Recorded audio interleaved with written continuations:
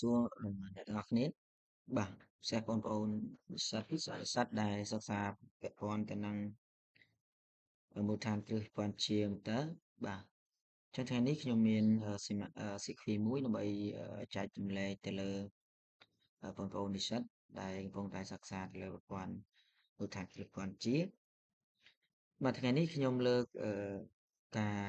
បញ្ជាមតើដោយប្រើប៊ូតុង Start Stop បាទនៅក្នុងនេះយើងមានពាក់ព័ន្ធទៅនឹង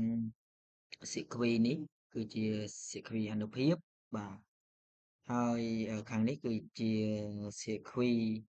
បញ្ជាបាទនៅក្នុងសៀគ្វីអានុភាពយើងមានប្រភពយើងមានPoisip បាទយើងមាន Discounter យើងមាន Contactor បាទយើងមាន Overload Relay បាទហើយនឹង Motor Single Path តើមកនៅលើសៀគ្វីបញ្ជាយើងមានប្រភពយើងមាន Discounter យើងមានជើងជាប់របស់ overload តោះមកយើងមានប៊ូតុង stop ប៊ូតុង start បាទbobin របស់ contactor ជើងចំហរបស់ contactor បាទហើយនឹងមានអំពូលសញ្ញាដើម្បីផ្ដល់ភ្លើងបំភ្លឺទៅអំពូលនីមួយៗទៅតាមគោលការណ៍យើង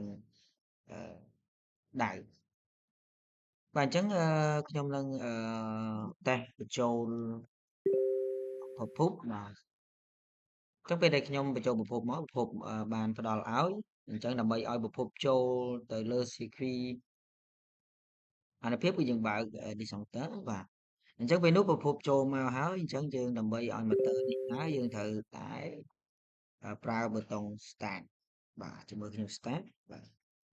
start ពឹបធ្វើឲ្យ motor ដំណើរការបាទទៅដំណើរការអញ្ចឹងអំពូលដំណើរការនឹងភ្លើបាទចឹងខ្ញុំចង់ឲ្យmotor នេះឈប់ខ្ញុំត្រូវចុច stop វិញបាទពេលនោះ motor នេះឈប់បាទចាំមិនចង់ឲ្យដើរដំណើរការយើងចុចប៊ូតុងដងទៀត motor ដំណើរការបាទអញ្ចឹង motor ពេលដែល motor នេះគាត់ដើរសុកទៅគាត់មានឡើងកម្ដៅក៏ដូចជាមានការឆ្លងភ្លើងពេលនោះrelay ដើម្បីការពារនោះនឹងលោតផ្ដាច់បាទចាំមើលខ្ញុំតេស្តសាកមើលបាទ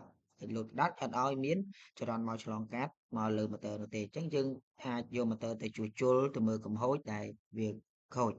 ពេលនោះជើង97 98របស់overlay វានឹងផ្ដល់សញ្ញាភ្លឺបែបនេះបាទមានន័យថាកាលណាភ្លឺបែបនេះគឺ motor យើងនឹងមានបញ្ហាអ្វីមួយបាទអញ្ចឹងយើងអាចយក motor នោះទៅជួសជុលបាទទៅជួសជុលហើយយើងអាចដាក់ដំណើរការឡើងវិញបានបាទនេះគឺជាប្រព័ន្ធមូលដ្ឋានគ្រឹះព័ន្ធជាការបញ្ជា motor ដោយប៊ូតុង start stop បាទអញ្ចឹងខ្ញុំមានតែប៉ុណ្្នេះទេបាទសូមអរគុណច្រើននឹងជួបគ្នាវីដេអូក្រោយៗទៀតបាទសូមអរគុណ